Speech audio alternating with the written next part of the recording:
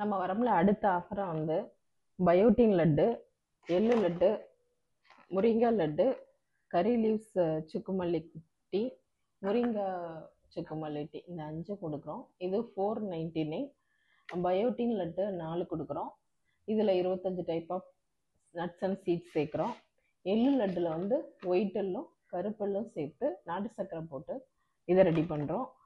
முருங்கா லட்டுலேயும் முருங்கைக்கீரை, பாதாம், முந்திரி, ஒயிட் எள்ளு, நிலக்கடலை சேர்த்து முருங்கா லட்டு பண்ணுறோம்.